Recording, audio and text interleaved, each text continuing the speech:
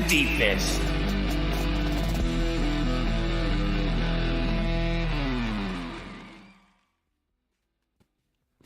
Welcome back. Welcome to Split the Defense, Leafs post-game, presented by Laforest Electrical Contractors, serving Kingston and the surrounding area since 2004. I'm Webby with CP and producer Ted in the booth. As per usual, we're back, full-fledged this episode, much less mistakes. Thumbs up this episode while you're here, subscribe to our YouTube, and leave us a comment. We are at game 42, I'm pretty sure. Last game was halfway through the season, and thanks to Morgan Rielly and his OT winner, the Leafs now have 4 in a row and a 4-point cushion for first place over the Florida Panthers. Tell me something you really liked about this game, CP. About the game in general, I guess the only thing would be Hildeby kind of settled into the game and had a really rough start, but I felt like he kind of found his own and played really strong throughout the game, made some really big saves. A lot of other storylines throughout the game. That's just kind of, if I was giving like something that was throughout the entire game, that would be it. One, I think the biggest storyline for the Leafs is just the offensive production from the defense. Like, we went all of December and didn't have a single goal from a defenseman, and now we have, is it 3 in 2 games now? And just to have a big one from Rielly and obviously the McCabe one before. What was the other? Is it only 2 maybe? But either, OEL gets the little poke check to get the goal OEL, too. yeah. So yeah, big, huge production from them. And I mean, I think Rielly of all of them needed it the most. He was just starting to get all the heat in my group chat. As everyone's just tearing him apart, that, he's not offensive enough to be so bad defensively. We need more from this guy. And then bam, he puts one in an OT. So perfect timing for him. Yeah, no, thank God for Morgan Rielly. That is Mo. We know Mo can do that. It's just, you don't see it enough. You need to see it more. I'd like to see it more. He doesn't take enough chances, and he's not good enough defensively to not take enough chances to make that production. So I do see what they're saying. I totally don't disagree with the group chat, but Mo is not my concern. OEL's little poke check, not good enough for me. OEL scores tonight. He finally scored a goal. It was a luckiest goal you've ever seen in your life, and Fedotov isn't a very good goalie. The guy swims all over the place. He's like 20 years old, I think, too. 20, really young. Yeah, he's really young. He's huge. It was a poke check goal. Like, it was a fluke. He pool cued that thing in. It was lucky. I don't think that takes OEL off the hook for me as far as offensive production goes. I don't think that even counts as production from our back end. It just doesn't do it for me. Honestly, too, that puck shouldn't have gone in, because he poked it through the only puck-sized hole that was available. So, it is a lucky one for sure. But that's all it takes sometimes, man. It's just like a little confidence boost, and even if it's maybe something they're feeling within the group that they need to, as a group, provide more. And so just to have the 3 and 2, hopefully it's a good start, and you can get more for him for sure. It's not enough for sure, but. Yeah, I have lots of thoughts on that, and I'm going to start at the beginning, okay? Miller just mentioned it here. Producer Miller, number one fan. Yeah. McCabe hitting his head was a bit of a scare. It was definitely a bit of a scare. So Hildeby gets knocked over. McCabe kind of helped it along, but Hildeby gets knocked over either way. McCabe comes to his defense. He should not have went after Garrett Hathaway. Not much of a fight, really, to be honest, and he fell over really hard. It wasn't the fight that hurt him, it was the fall afterward that really hurt him. As soon as he hit the ground, I winced, and I could tell instantly that there was going to be repercussions for that. It's a dumb move to fight there, especially Garrett Hathaway. It's a bad trade off the hop. You don't want to trade Garrett Hathaway for Jake McCabe. They're not equal into what they provide to their teams. It's like if Jake McCabe wants to fight Sidney Crosby or Connor McDavid, fucking have at it, buddy. But this isn't them, right? That's not a good trade. Bad trade. When we were playing the games as kids, always growing up, it was if I wouldn't accept a fight unless it was somebody that was worse than the person who was trying to fight me, because that's just a bad trade. I don't want that person to sit off. So Jake McCabe putting himself in that situation, I think it was kind of unnecessary, the fact that he did help Hathaway run into the goalie. and he was like super the aggressor in that fight, just like shoving him. And Hathaway's not a small guy or a chump or a rat in that sense. Hathaway's a big, strong fella. He'll kick your ass, and he did. And in that, McCabe doesn't return for the second. So let's start there. What did you think of that? So the one thing that he didn't necessarily want the fight is the thing that I saw is that he made the mistake of hitting Hathaway while he's down. And then if his friggin' stick isn't stuck underneath Hathaway, everything's over. Jake McKay skates away and nothing happens. But his friggin' stick is underneath Hathaway, so he has to stand there over him. Hathaway gets up, and then Hathaway just is like, oh, I can just take a fight here, and takes advantage of the situation. So I think it was more of just like I don't know. I hated the fact that he continued to aggress. He was pushing and shoving even after. No, he didn't touch him after. There. No, he literally didn't touch him. He shoved him on the ground. He was the aggressor. And he just stood there over him. As soon as Hathaway got up, Hathaway is the first guy to drop his gloves and grab McCabe. And it's like literally all he wants is his friggin' stick. What did he say to him too? You don't know what he said to him after just getting pushed around, punched, and thrown to the ground. And I don't know. I think that McCabe probably should have just tried to not give him the extra shot there, maybe tossed him to the ground and then just snuck around and grabbed his stick. You're right. The mistake of the extra shot, it's one hell of a mistake because now it cost Jake McCabe this game. Yeah. Maybe another game after this too. This thing is what do you expect him to just skate away, empty stick? I guess he could just skate right to the bench after the fact, but that's just the dumb part about it. No, he could just not give him the second shot and be a complete dick about it. So what? It's only okay if you egg the house as long as the car is already running and you guys can get away in time. But if otherwise, don't egg the house. It just seems it's like that's you locked me in a room with a thing of eggs, and it's a glass room. What do you expect? I have to egg the place to get out. My stick's there, man.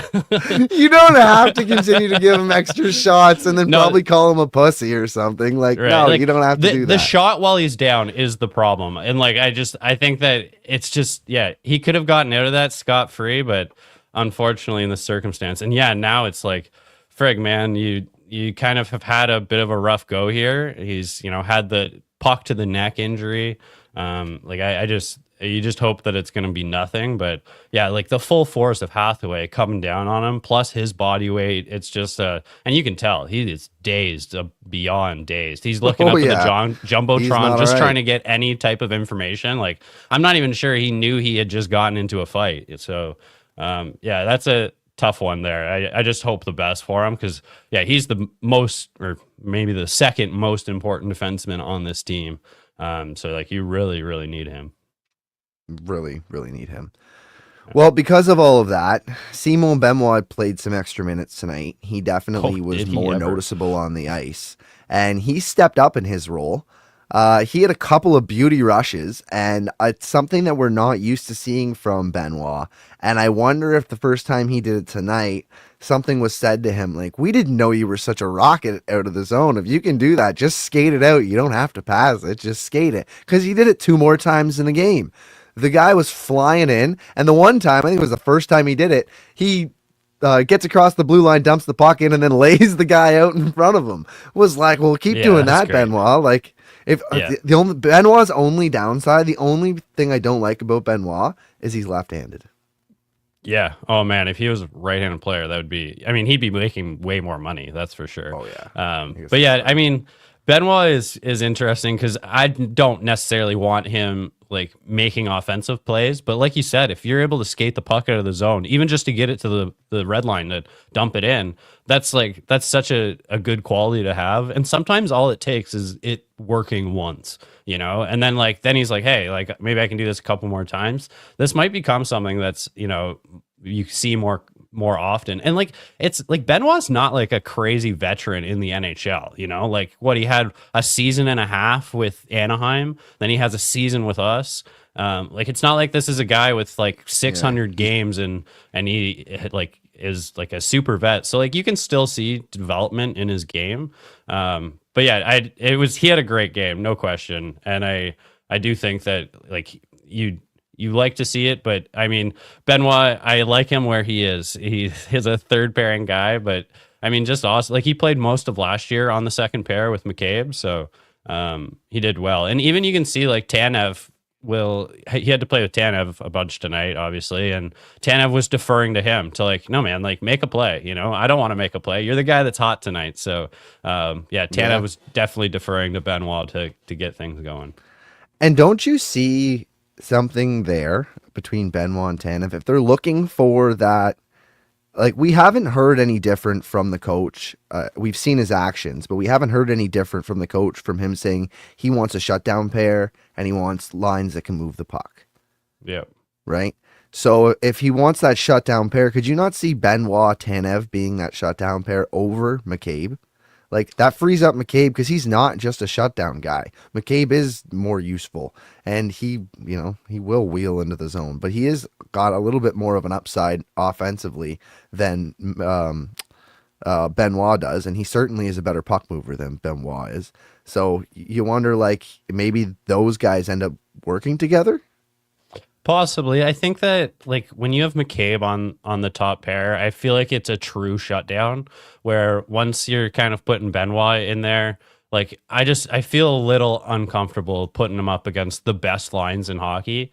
I don't know. I guess it's something that we've never seen him like have such a good partner like Tanev. So you like I'm not against seeing it. Like they played great together tonight. So but yeah, it's just where does that set the rest of the players? Is McCabe going to play on the right and play with Riley, or is now like OEL on the right on the second line with McCabe, and now Riley's on the third pair? It's just it is like if it's going to be true shutdown, like possibly McCabe's being like like his skills aren't being used as well, and like Benoit maybe can fill in that spot. I'm not not totally against that. Yeah, and Philip Myers and Morgan Riley, I have no complaints. I don't have any major glaring complaints as of right now, the few games they've played. But I think Philip Myers, like when I watch him, he's fine.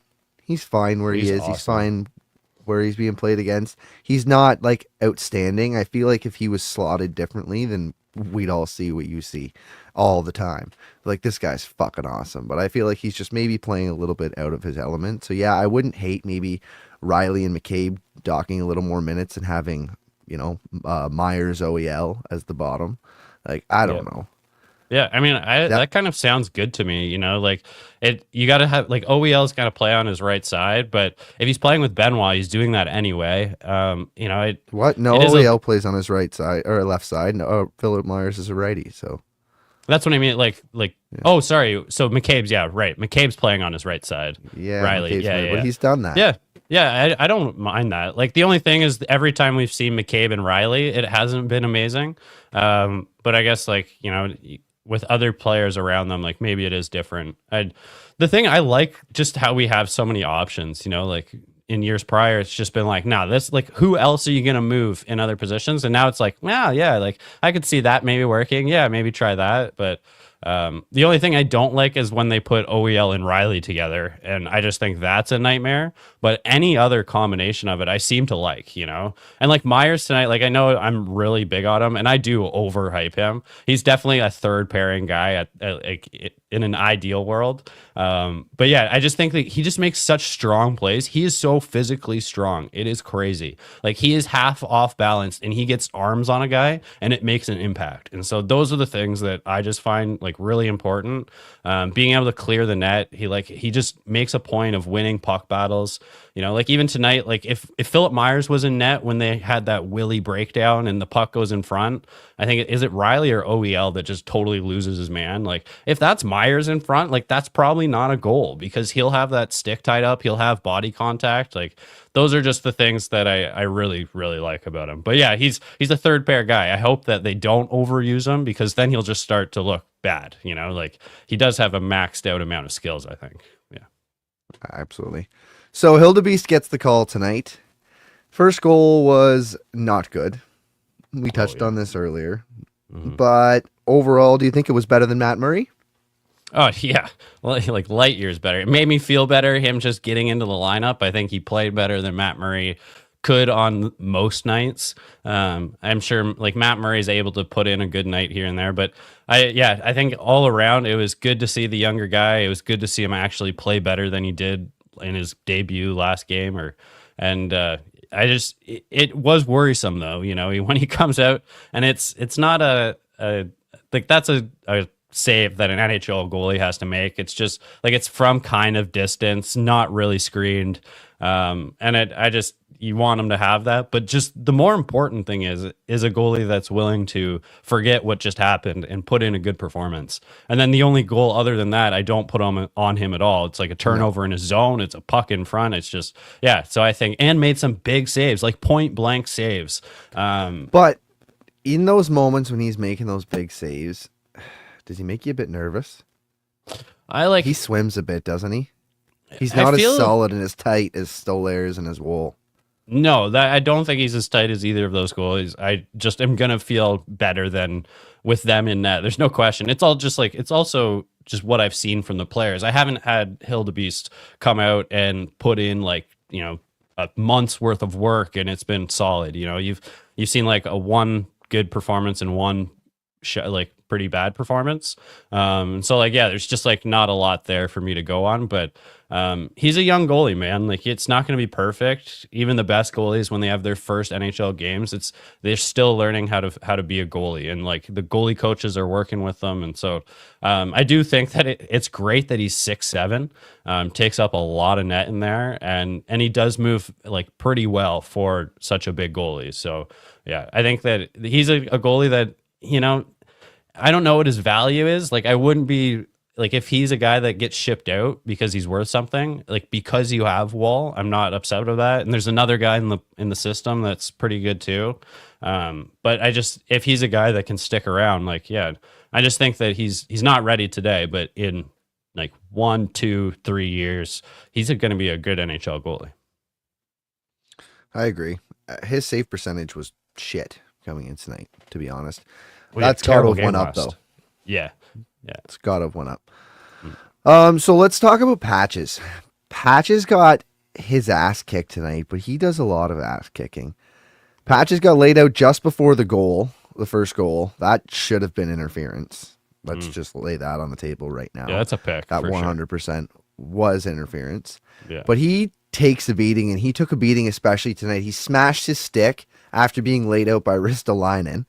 He's like on the ice, like pissed right off. Gets laid out again. It starts bringing out the big guns.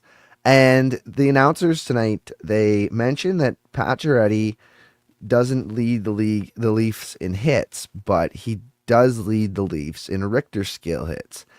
So I wonder, is Pacioretty the equivalent to a home run hitter as opposed to a hit for average hitter when it comes to making body checks? Sort of. I mean, sometimes he hits a few home runs in a night, though, man. That's the thing with him, is like he'll go a few weeks and not hit one, but yeah, then he'll come and throw them. So I like, he always surprises me. Like he came out and he made this impact initially of this was the guy that I'm going to be a role player, right? I think just pushed him up in the lineup too high and he got full of himself and he's like, I don't have to do that as much. Now that he's been kind of, I think sees that that's something that he needs to do to be important to this team.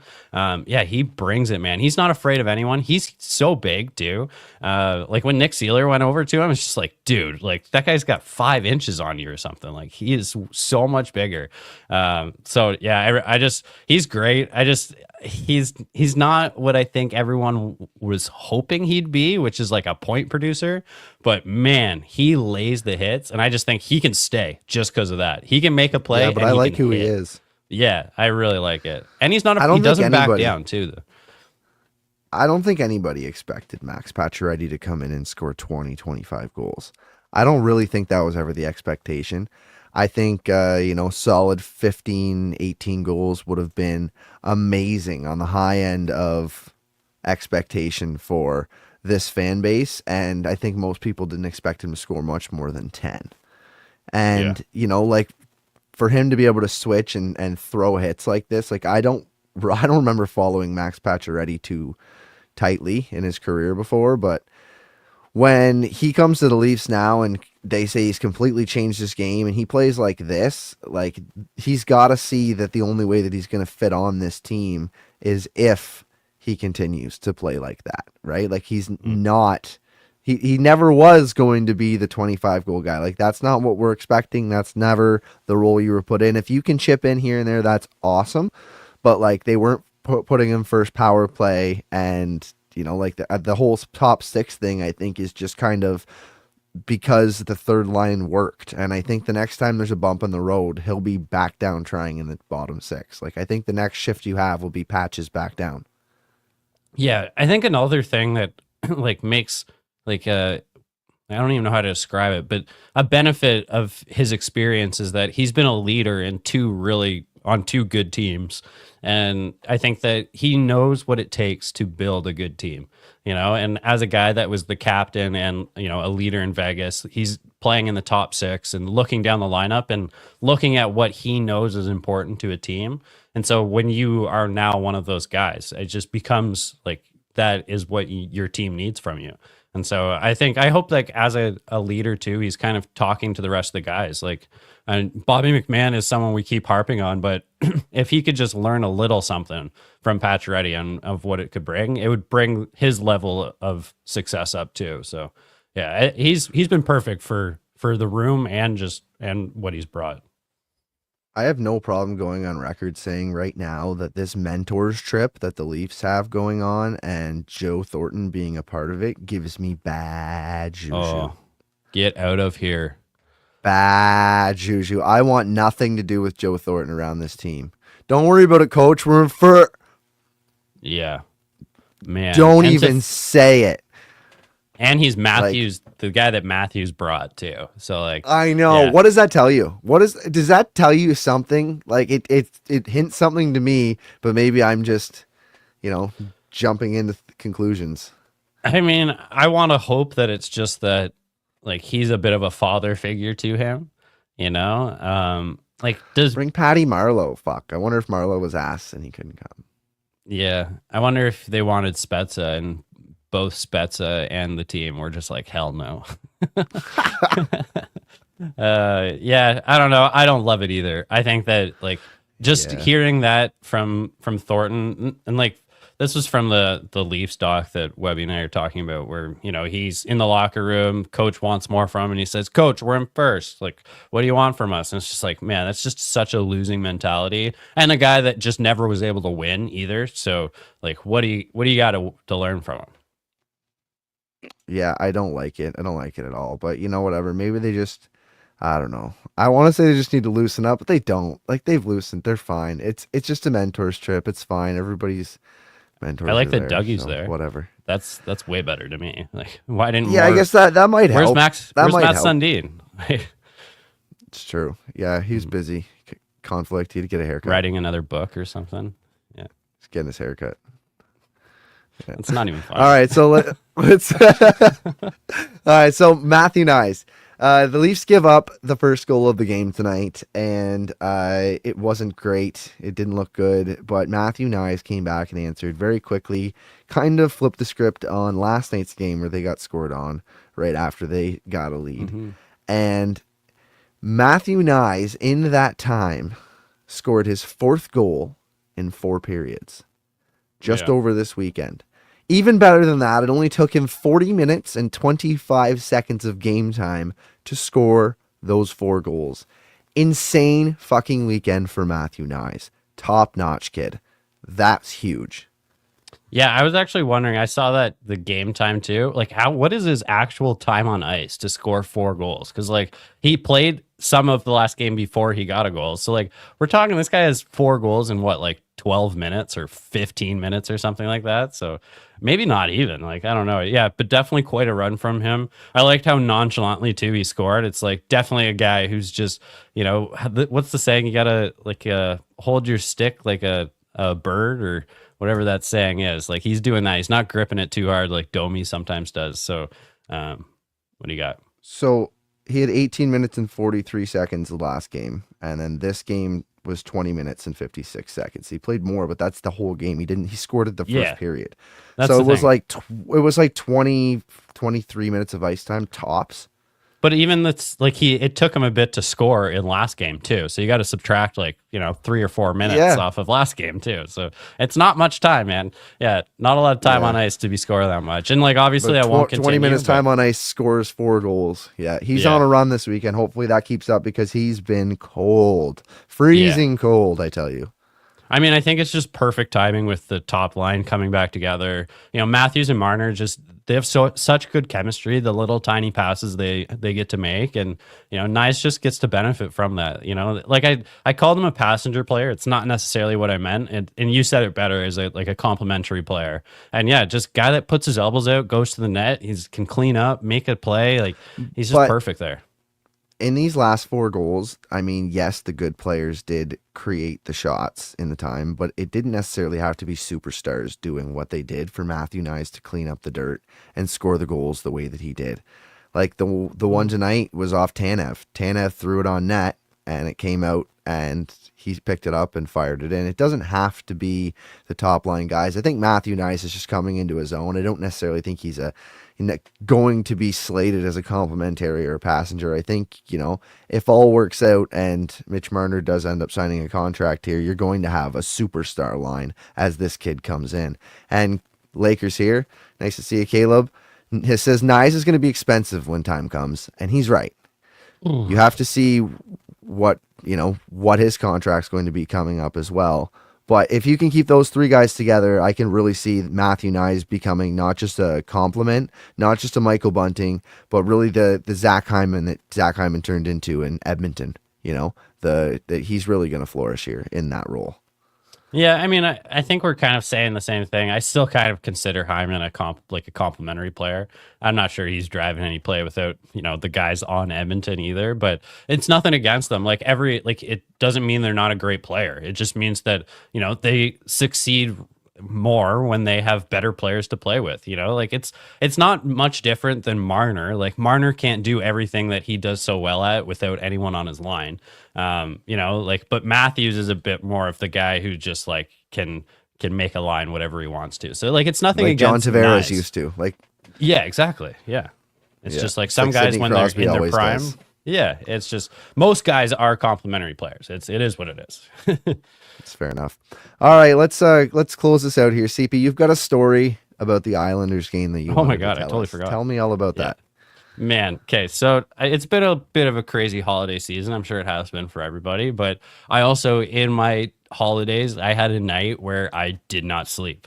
So the next day, you can imagine that I'm just walking around like a complete zombie. I totally space out that there's a Leafs game, and so I scramble and end up it's through the first period, so I go to start watching it. Thankfully, we decided to not do a podcast because I totally messed it up. And so then I go to my DVR. I'm like, oh, nice. There's the recording. Hit play. Here we go. So I start watching. And I'm like, you know what? We're probably going to do some sort of a podcast eventually on this, whether it's later or tomorrow. So I'll take notes just like I normally do. And so I get to the end of the game. I'm just like, wow. What a game from Willie. And this is playing the Islanders 2 nights ago. Wow, Willie, 2 goals. What an amazing game. I get to the end and I turn it off. And I'm just like, wow, I go and tell my fiance, just tell her how great Willie played. Such a nice backhand goal. And then an hour or so later, I go and I sit down and there's the game says that I haven't watched it yet. I'm like, wait, what the hell? The Leafs just won 6-2. I go and I look at the score. I watched the Islanders game from 2 weeks prior. The entire friggin' thing. The entire friggin' Islanders game. So I've actually watched rewatched it. You didn't even realize you'd already seen this game.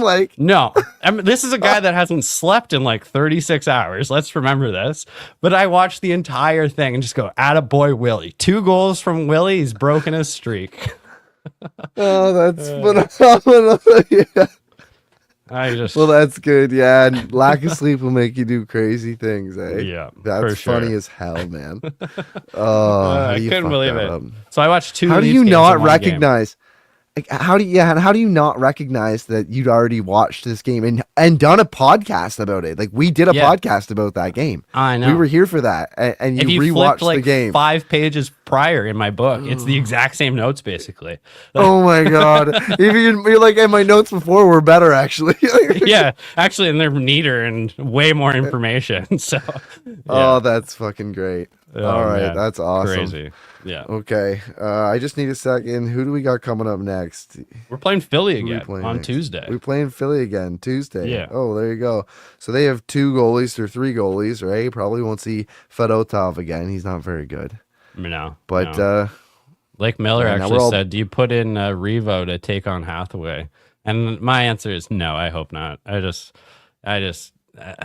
feel like the best course is ignore Hathaway. You know, he's not impactful enough. I think he can't play his game. It's just like all those other guys. Just don't play their game, and you're good. We're a tough enough team that we can stick up for ourselves. Just don't make the same mistakes that we've been. Yeah, I don't know. What does It's Revo do Tizzy. here? Oh, Tizzy said that. Sorry.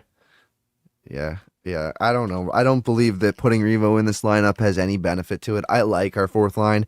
I like Dewar and I like Lorentz down there. I think you just keep it like that. If Revo was a center, I could certainly see objection for it, but he's not. He's just right-handed. That's all he's got. That's his only value to this team, is that he's right-handed. If he was left-handed, he'd be fucking useless. Like, we have enough left-handed guys who are down there who aren't fucking fighting anybody and who are laying the body. Like, for your 6 minutes a night, no, I don't think Reeves is the answer. Honestly, he did have a good game. Ignore Hathaway. He had 6 hits the one game. I mean, it was like once in a blue moon you get one game he has the energy to do it. So, yeah, not worth it to me. But no, I don't think so either. Anyways, that's when we'll be back. We'll be back after the Flyers versus the Leafs, Tuesday the 7th, 7:30 game. Oh, late show, back around 10 o'clock. But we'll see y'all then. That's a wrap for now. Thanks for joining us for Split the Defense Leafs post game, presented by Laforest Electrical Contractors, serving the Kingston and surrounding area since 2004. If you missed the show and you're just joining us now, you can go back and watch the whole thing over again. You can leave us a comment now, leave us a comment later, but hit that like button before you get out of here. Subscribe to our YouTube, and we'll see you in the next show. Peace. Peace. Follow the boys on Twitter at STDPWebby, at Craig D. Pearce, and at Ted_is_show.